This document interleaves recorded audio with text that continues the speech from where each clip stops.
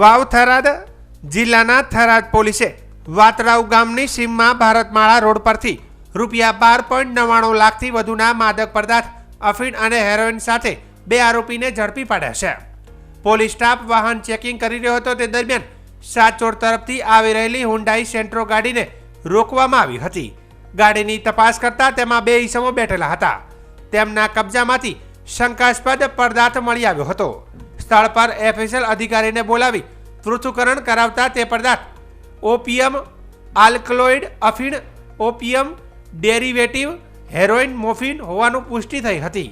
પોલીસે 4.83 ગ્રામ અફીણ કિંમત ₹483 અને 211.81 ગ્રામ હેરોઇન કિંમત ₹10,59,50નું જપ્ત કર્યું હતું. કુલ ₹12,99,533ના મુદ્દામાલ સાથે 2 આરોપીની ધરપકડ કરવામાં આવી હતી.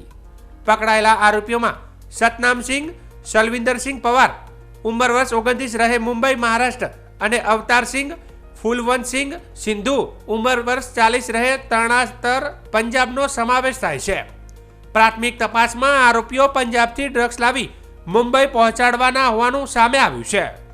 થરાદ ડીવાયએસપી SM વાળોતરિયાએ પ્રેસ કોન્ફરન્સમાં જણાવ્યું હતું કે આ કેસ ગુજરાતની સરકારની NDPS સંબંધિત ઝીરો ટોલરન્સ નીતિ અંતર્ગત નોંધવામાં આવ્યો છે.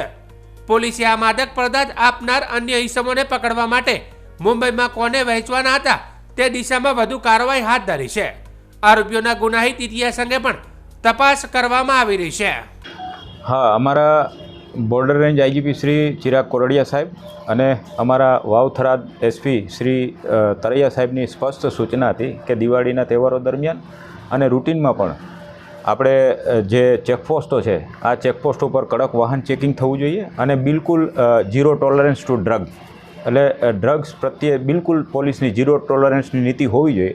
આવી સૂચના અને સ્પષ્ટ આદેશના અનુસંધાને અમારા જે વાવ થરાદ જિલ્લાની તમામ જે ઇન્ટરનેશનલ મતલબ ચેકપોસ્ટ અને ઇન્ટરસ્ટેટ જે ચેકપોસ્ટ છે ચેકપોસ્ટ ઉપર અત્યારે સખત વાહન ચેકિંગ થઈ રહ્યું છે. આ વાહન ચેકિંગ દરમિયાન ગઈકાલે અમે જાતેથી વાહન ચેકિંગ હતા. અમારી સાથે મારા જે ઇન્સ્પેક્ટર છે પટેલ એ પણ હતા ચેકિંગમાં. અમે ચેકિંગ કરી રહ્યા હતા દરમિયાન પંજાબ પાસિંગની વ્હીકલ ત્યાંથી આવે છે. આ વાહનનું ચેકિંગ કરતાં અમને એમાંથી NDPS જે હેરોઇન અને અફીણ એ મળી આવે છે. આરોપીની પૂછપરછ કરવામાં આવે છે. FSL અધિકારીને બોલાવવામાં આવે છે. સરકારી પંચો રૂબરૂ જે NDPSના રૂલ્સ પ્રમાણે અમે કાર્યવાહી કરી છે અને લગભગ 211 ગ્રામ જેટલું એટલે 10,59,50,000નું અને ₹50 અમને ત્યાં હેરોઇન મળે છે અને અફીણ પણ મળે છે. આ એના 2 આરોપીઓ છે. બંને આરોપીઓ પંજાબના વતની છે પરંતુ અત્યારે હાલ મુંબઈ રહે છે અને આ પંજાબથી ડ્રગ્સ લઈ અને મુંબઈ પહોંચાડવાના હતા એવી અમને અત્યારે પ્રાથમિક અમે જે ઇન્ક્વાયરી કરી એમાં સાબિત થયેલું છે.